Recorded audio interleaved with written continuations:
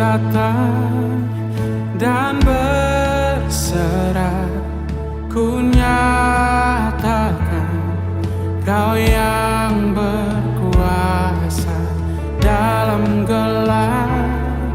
Kau setia, Kau cahaya hidupku.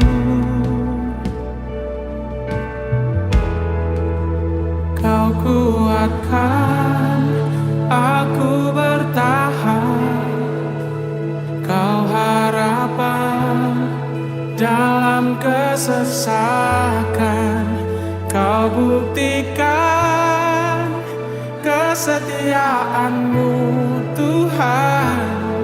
Engkau Allah Immanuel.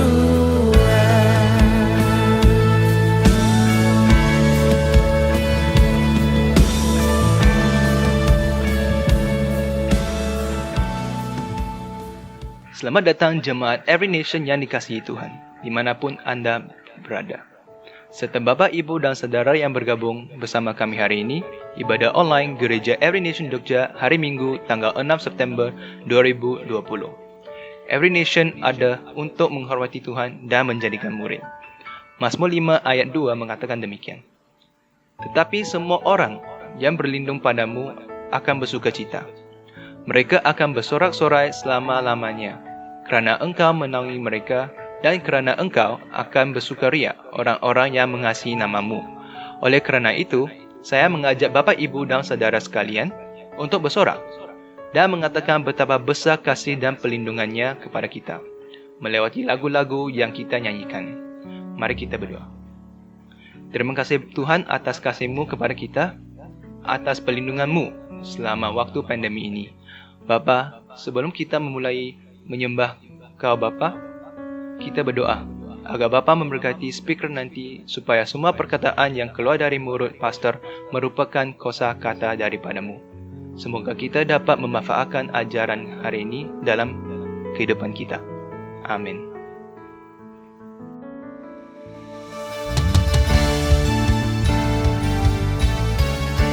Come on Every Nation, apakah kalian semua bersedia untuk menyembah dan mengatakan betapa ajaib Tuhan kita? Oh Tuhanku, bila ku terpesona merenungkan ciptaan-Mu semua, ku saksikan bintang gurun angkasa, tanda kebesaran-Mu semua ku nyanyikan. Tuhanku penebus, ajaib Tuhan, ajaib Tuhan, ku nyanyikan. Tuhanku penebus, ajaib Tuhan, ajaib Tuhan, ajaib Tuhan.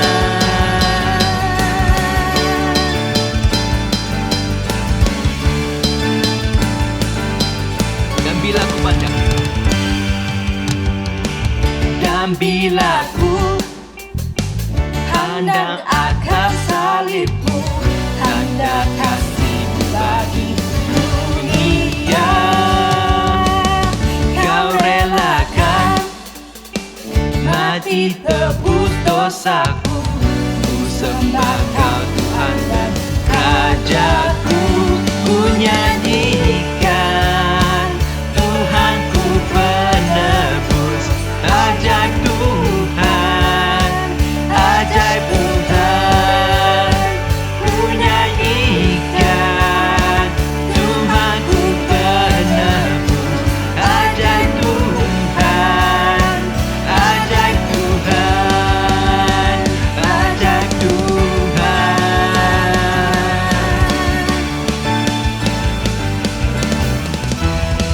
Let's go. Bila tiba Kristus, bila tiba Kristus kan memanggilku, sungguh besar ceritaku. Kan ku beri hormat dan pengagungan dan berseru sungguh ajaib Tuhan. Ku nyanyikan Tuhanku penebus, ajaib Tuhan, ajaib Tuhan. Ku nyanyikan Tuhanku penebus, ajaib Tuhan, ajaib Tuhan. Ku nyanyikan Tuhanku penebus, ajaib Tuhan, ajaib Tuhan. Ku nyanyikan Tuhanku penebus, ajaib Tuhan, ajaib Tuhan, ajaib Tuhan, ajaib Tuhan, ajaib Tuhan, ajaib Tuhan.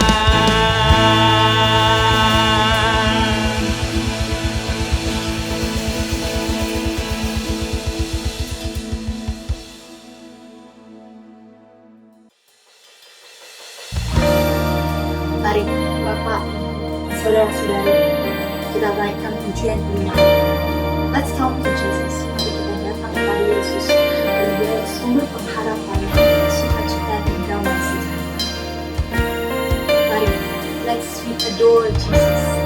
Mari kita naikkan.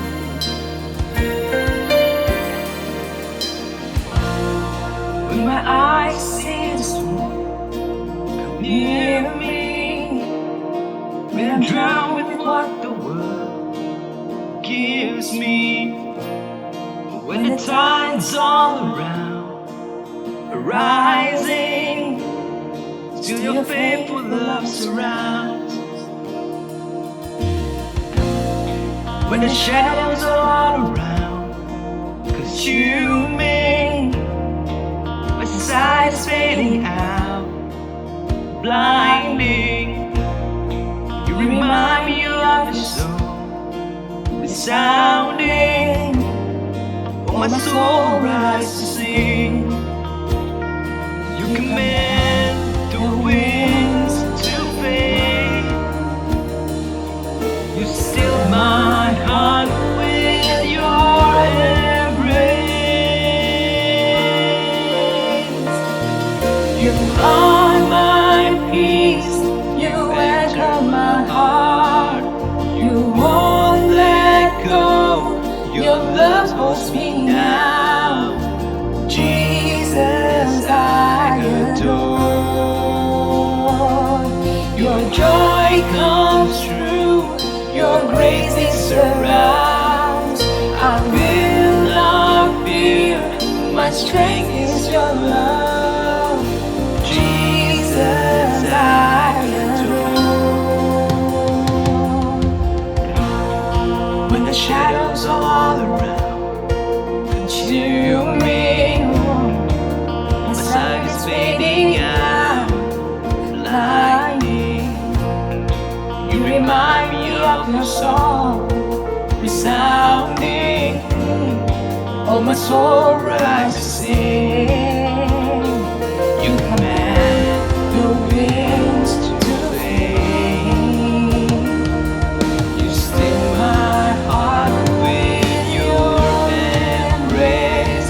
You command the winds to fade. You still my heart with your embrace. You are my peace. You anchor my heart. You won't let go. Your love holds me now. Jesus, I adore. Your joy comes true. Your grace it surrounds. I will not fear. My strength is your love. Jesus, I adore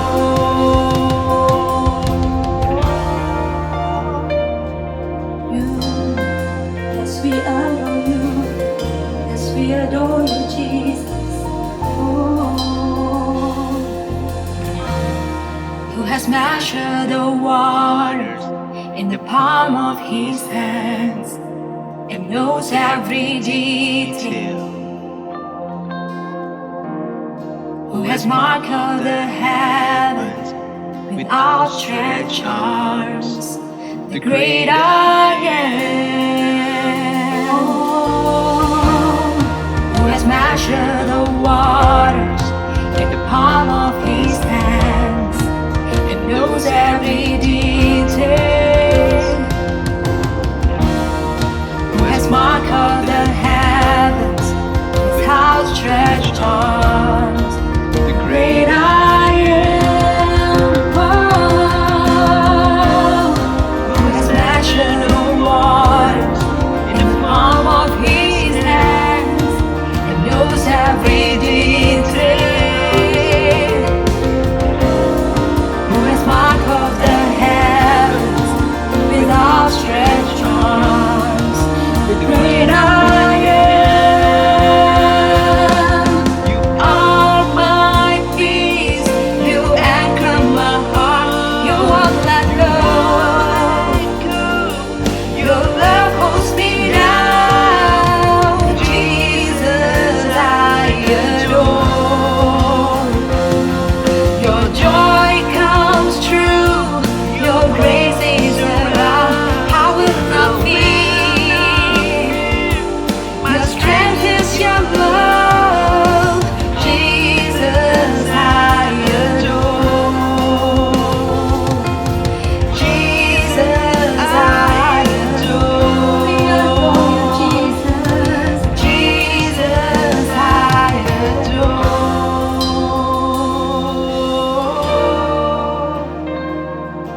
You.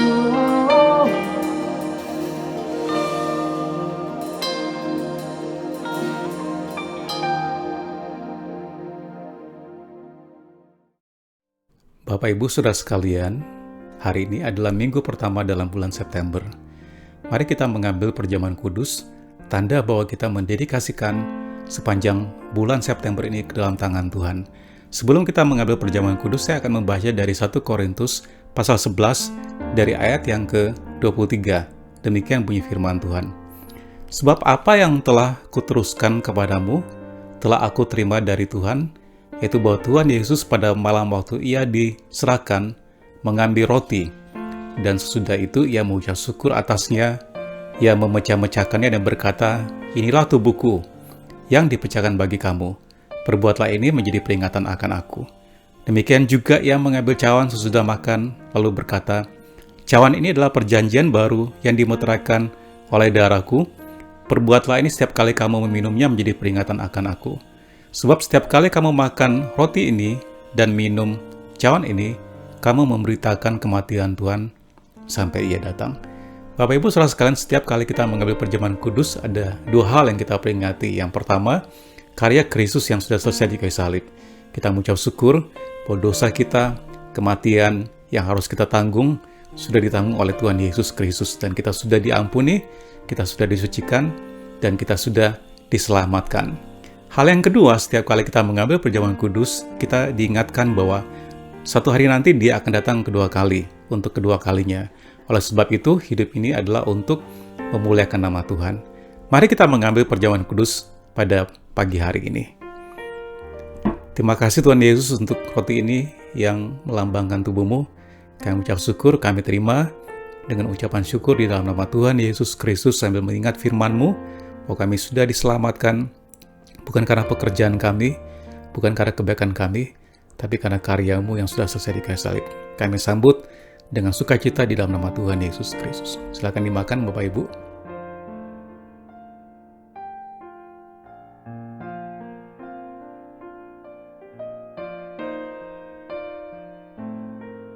Mari kita mengangkat cawan ini dan berkata, oleh darah Yesus kita sudah disucikan, dikuduskan, dan diselamatkan. Mari kita sambut dalam nama Tuhan Yesus.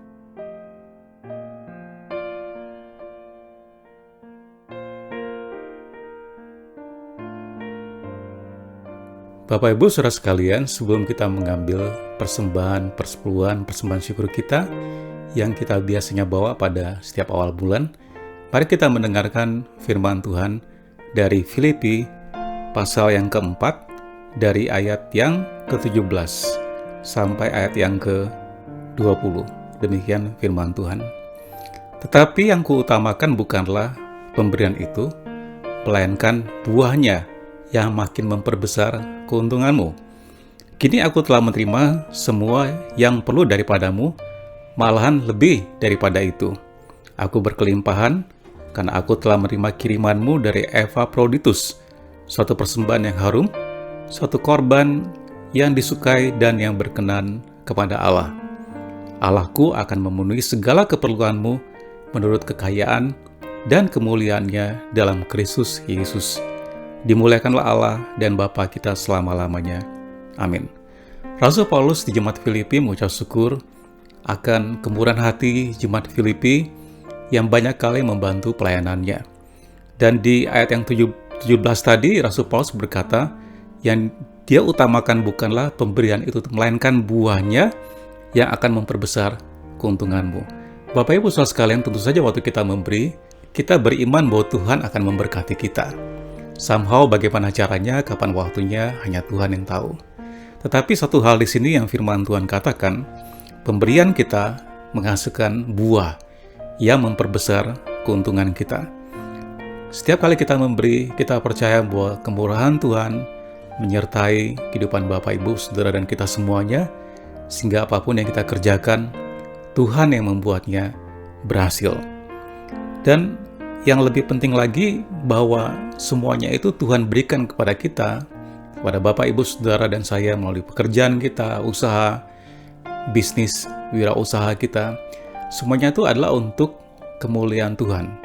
Kita bisa menggunakan hal-hal yang baik tersebut untuk melihat jiwa-jiwa ditambahkan dalam kerajaan, ya. Dan kita bisa menggunakan hal yang baik tersebut, pemberian Tuhan melalui pekerjaan kita, untuk berbuat baik pada banyak orang yang membutuhkannya.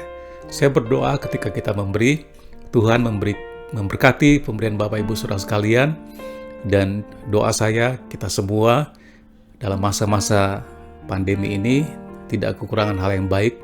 Tuhan memberkati pekerjaan dan kehidupan kita semua. Mari kita berdoa. Tuhan Yesus, terima kasih bahwa kami bisa memberikan persembahan kami pada hari ini. Berkati setiap persembahan jemaat-Mu Tuhan, dan Kau Tuhan yang berjanji membuka tingkap langit dan memberkati apa yang kami sentuh. Terima kasih Tuhan, karena di dalam Kristus kami tidak kekurangan hal yang baik, bahkan kami berkelimpahan dengan hal yang baik. Di dalam nama Tuhan Yesus Kristus kami berdoa mengucap syukur. Amin. Selamat memberi Bapak Ibu Saudara sekalian, terima kasih untuk pemberiannya. Tuhan Yesus memberkati.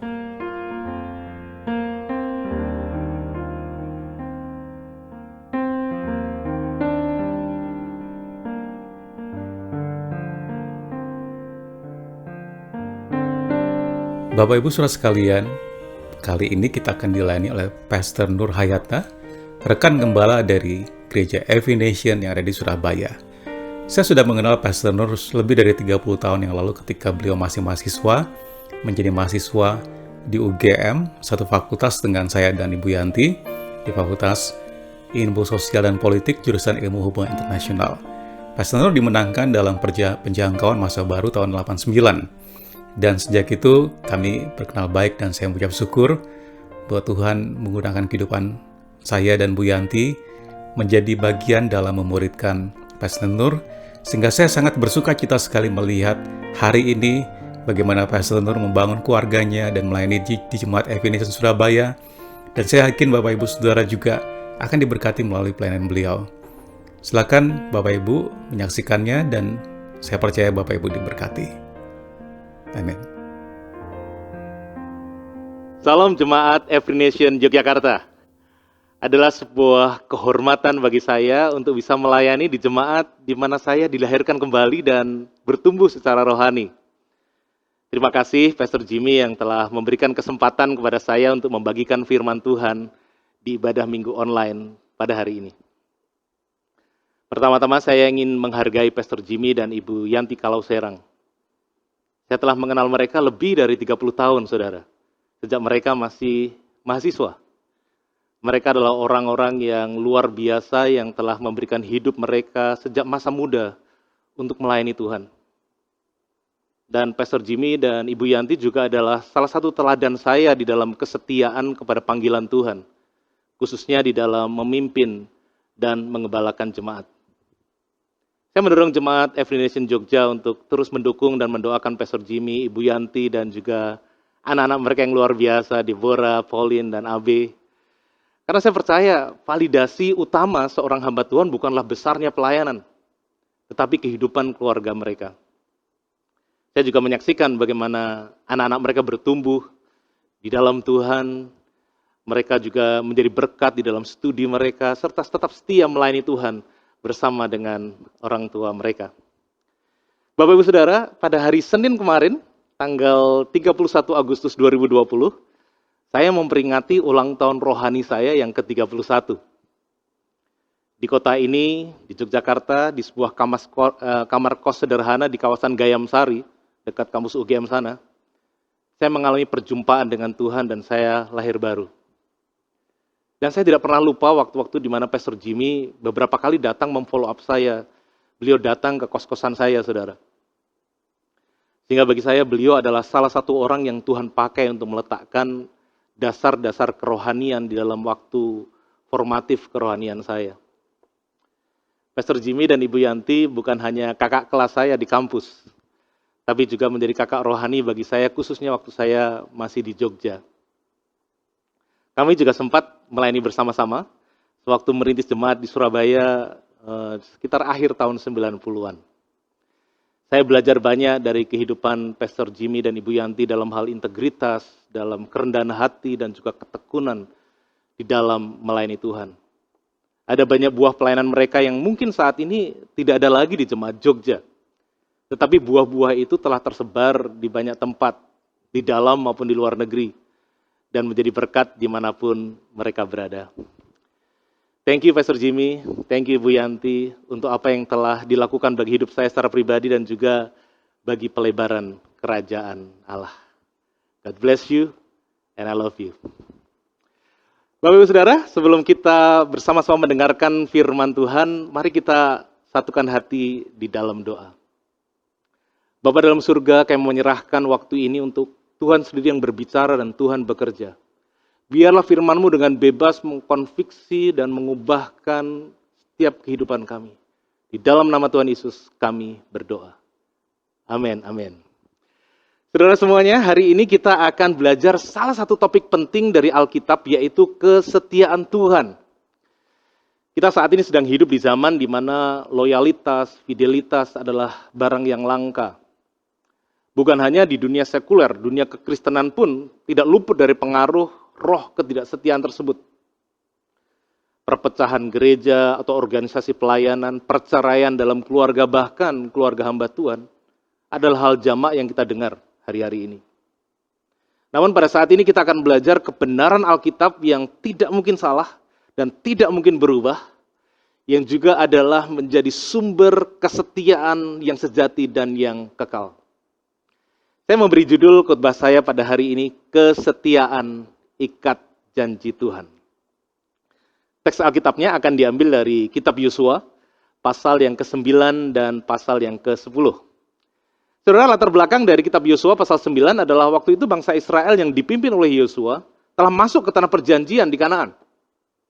Nah, sebelum mereka masuk dalam perjanjian, Tuhan dengan jelas telah memerintahkan kepada mereka, kepada bangsa Israel, di Ulangan pasal yang ke-7. Di sana dikatakan bahwa pada saat Tuhan menyerahkan bangsa-bangsa Kanaan ke tangan orang Israel, maka mereka semuanya, bangsa-bangsa itu harus ditumpas habis. Dan Alkitab dengan tegas mengatakan bahwa bangsa Israel itu dilarang untuk mengadakan perjanjian dengan bangsa-bangsa di Kanaan tersebut. Ini tentu bukan sebuah perintah yang mudah bagi bangsa yang selama beratus-ratus tahun menjadi budak. Dan kebanyakan mereka juga lahirnya sebagai bangsa nomaden di padang gurun. Karena yang akan mereka hadapi adalah bangsa-bangsa yang telah mapan dan pasti juga secara militer mereka jauh lebih siap. Yosua pasal yang pertama sampai dengan ayat yang kelima berbicara tentang persiapan untuk masuk menduduki tanah perjanjian. di mana waktu itu mereka menyeberangi sungai Yordan dan juga di Gilgal diadakan sunat, serta di sana mereka merayakan Paskah. Baru kemudian pasal ke-6 berbicara tentang penaklukan kota pertama, yaitu Yeriko, di mana mereka menyaksikan mujizat runtuhnya tembok kota yang begitu kokoh. Namun di pasal 7 mereka gagal menaklukkan sebuah kota yang sebenarnya lebih kecil, yang bernama Ai, karena ada dosa di antara bangsa Israel. Baru di pasal 8 setelah masalah dosa diselesaikan, mereka pun akhirnya berhasil menaklukkan Ai. Jadi saudara, pasal 9 dimulai dengan kondisi di mana mereka telah berhasil menaklukkan 2 kota di Kanaan. Dan kabar tentang hal itu terdengar oleh raja-raja di Kanaan yang lain, dan mereka bersepakat untuk bersatu, berkoalisi untuk memerangi bangsa Israel.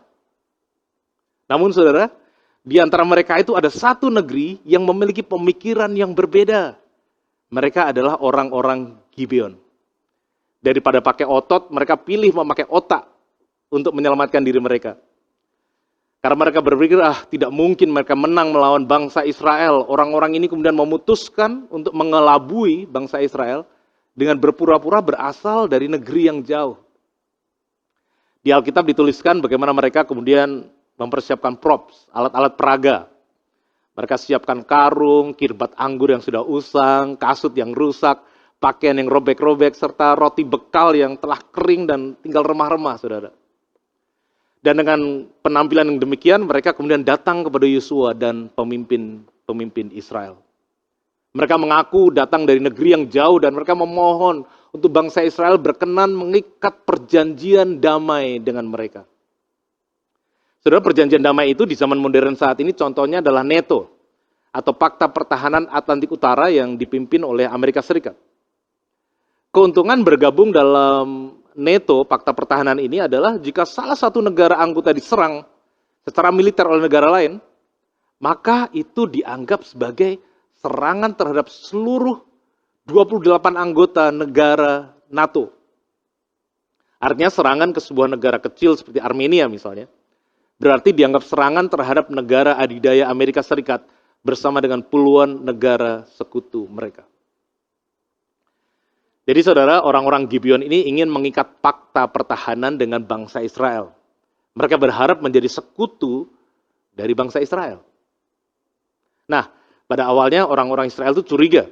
Jangan-jangan mereka ini bohong nih, berasal dari negeri yang dekat atau dari Kanaan, di mana dengan tegas dikatakan mereka tidak boleh mengadakan perjanjian damai dengan orang-orang di Kanaan.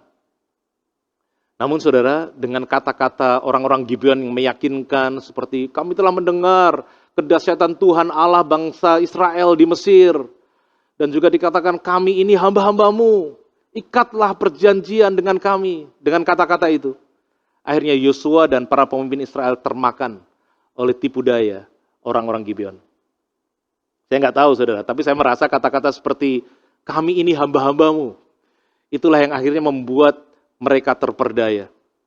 Bagi bangsa yang dulunya diperhamba, menjadi budak, sekarang mendapat kesempatan menjadi tuan dan akan punya hamba, tawaran itu tentulah sangat menarik ya.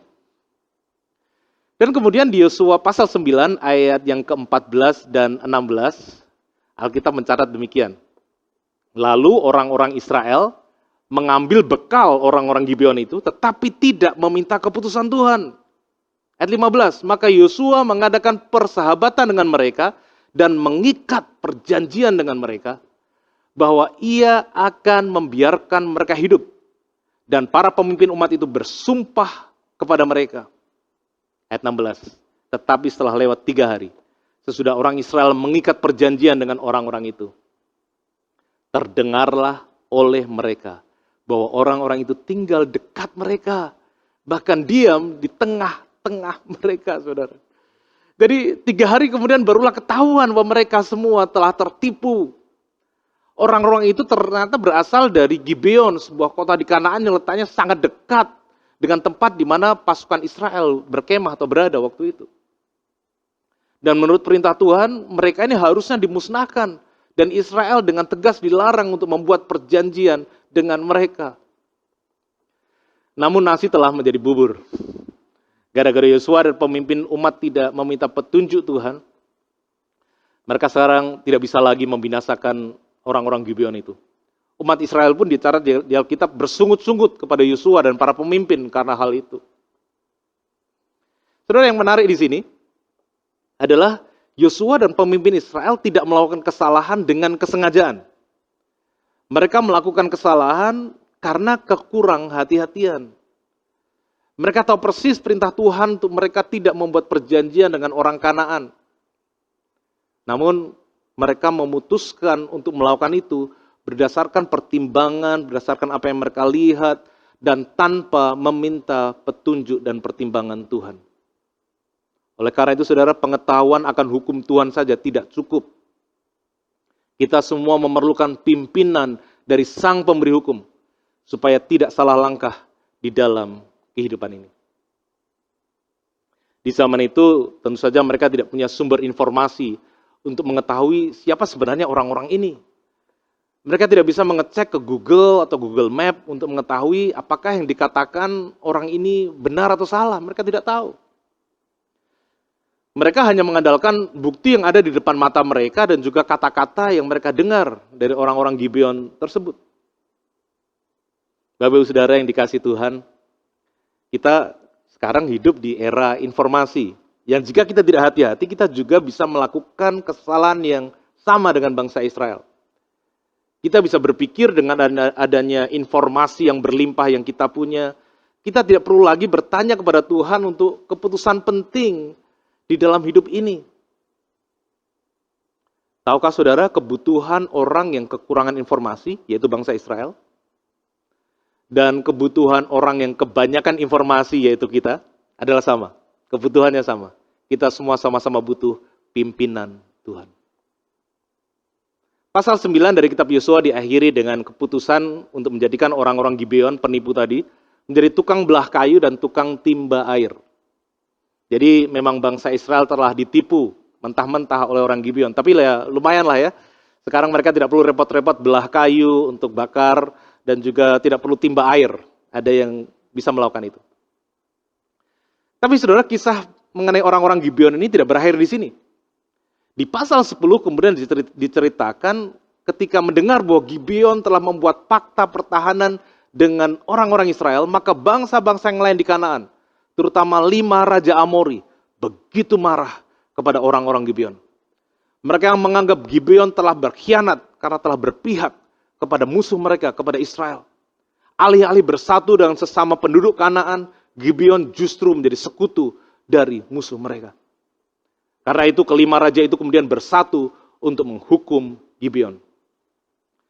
Dan sewaktu mendengar kota Gibeon akan diserang, orang-orang Gibeon itu datang kepada Yosua untuk meminta pertolongan, saudara.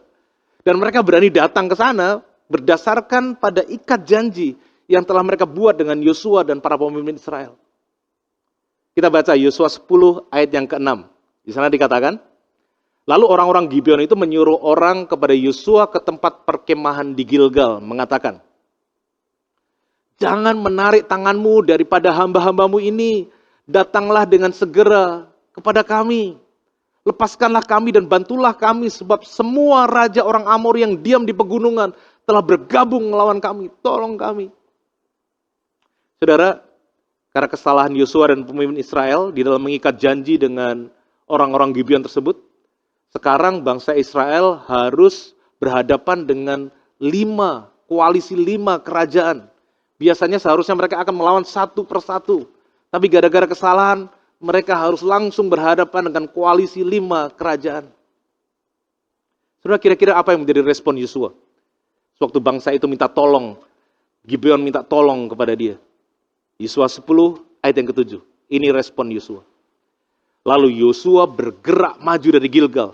Dia dan seluruh tentara bersama-sama dengan dia, semuanya pahlawan yang gagah perkasa.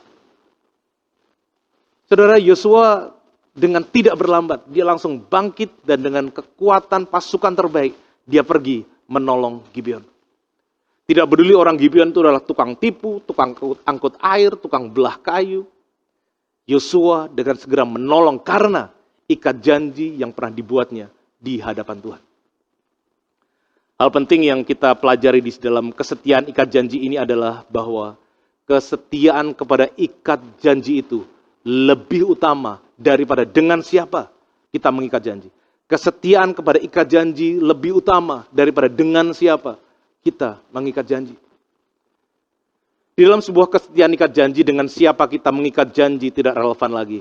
Entah dia baik atau tidak, kita harus setia dengan ikat janji. Saudara, saya sudah berada di gereja yang sama sejak saya lahir baru. Jadi 31 tahun yang lalu. Saya tentu saja melewati ups and downs dalam hidup bergereja. Tapi saya tahu ini adalah keluarga rohani saya. Saya memegang secara pribadi sebuah moto loyalitas yang itu biasa dipakai sebagai bangsa. My country, right or wrong. If right, to be kept right. If wrong, to be set right. Saya modifikasi dengan mengganti kata country dengan church. Dan ini menjadi konviksi pribadi saya. My church, right or wrong. If right, to be kept right. If wrong, to be set right. Sepanjang doktrin utama tidak berubah, tidak ada ajaran sesat atau bidat, saya akan tetap dalam keluarga rohani saya ini. Prinsip ini berlaku juga dalam kesetiaan ikat janji pernikahan, saudara.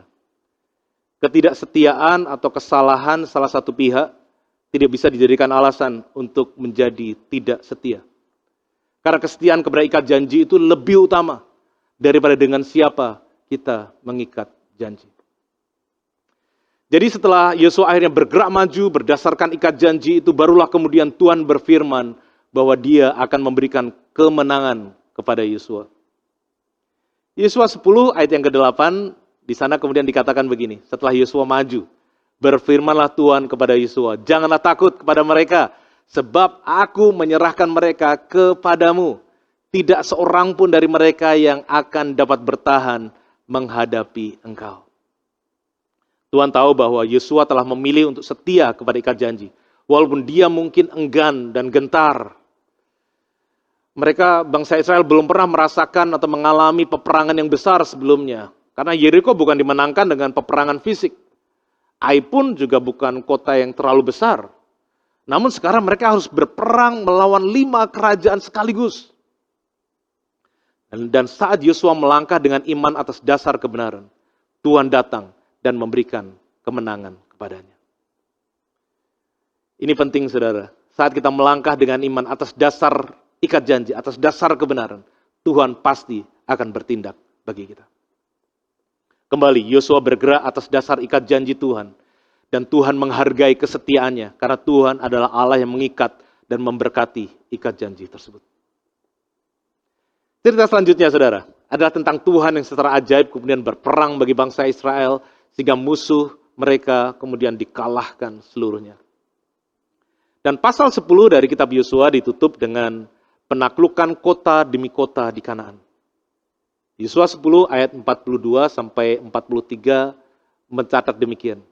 Semua raja ini dan negeri mereka telah dikalahkan Yosua sekaligus, sebab yang berperang untuk orang Israel ialah Tuhan Allah Israel. Kemudian Yosua dan seluruh Israel pulang kembali ke tempat perkemahan di Gilgal. Saudara, dari sebuah kesalahan atau kecelakaan ikat janji, Tuhan memakainya untuk menaklukkan begitu banyak kota dan kerajaan di Kanaan.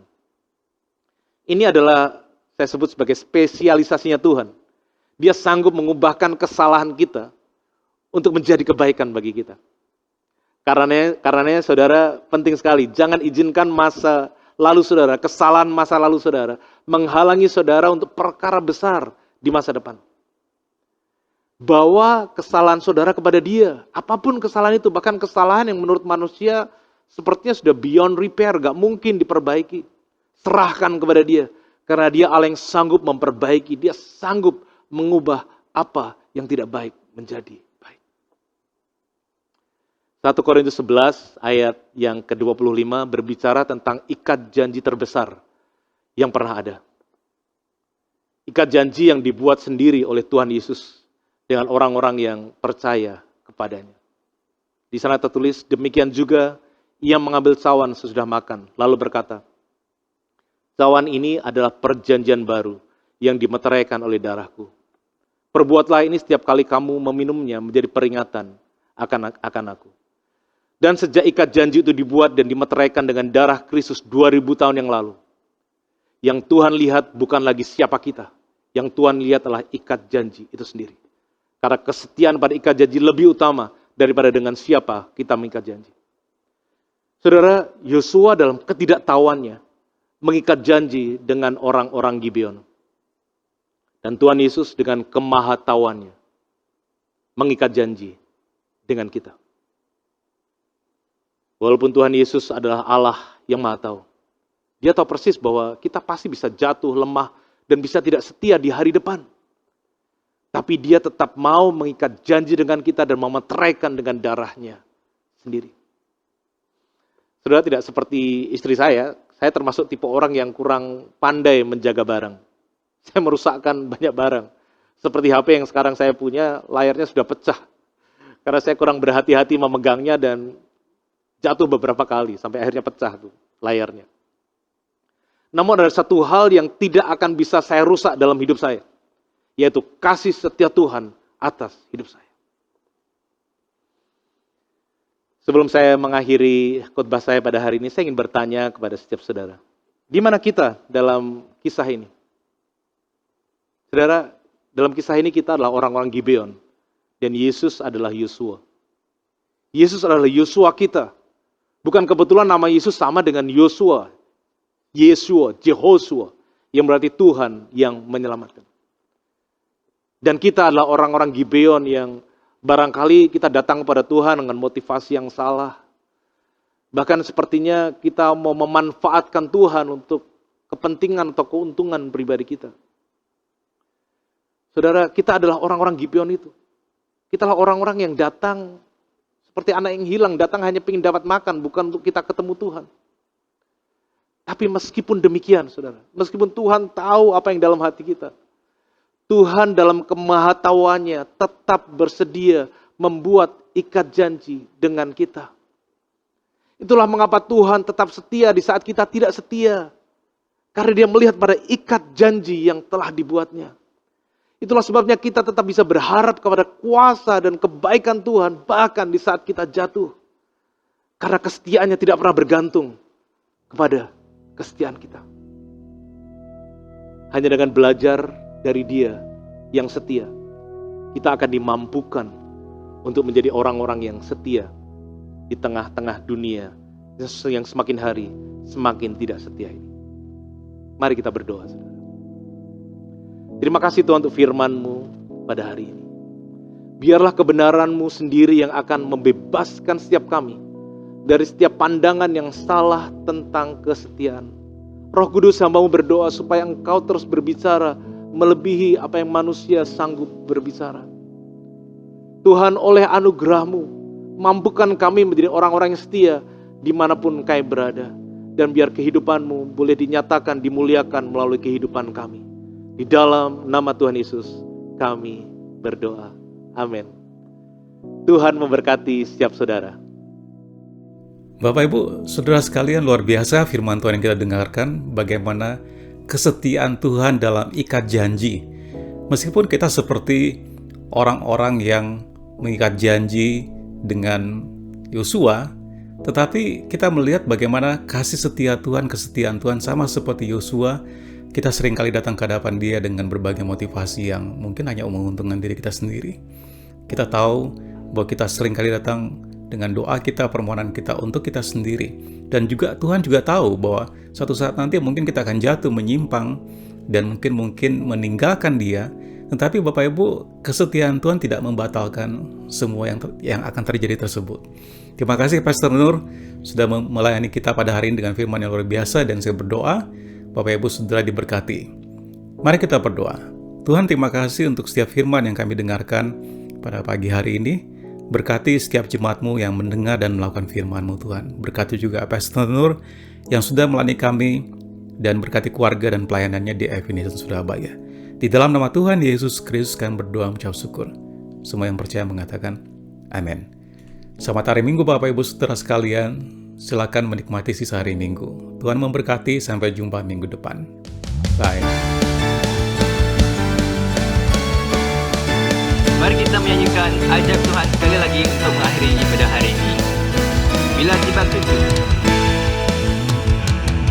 Bila tiba Kristus kan memanggilku.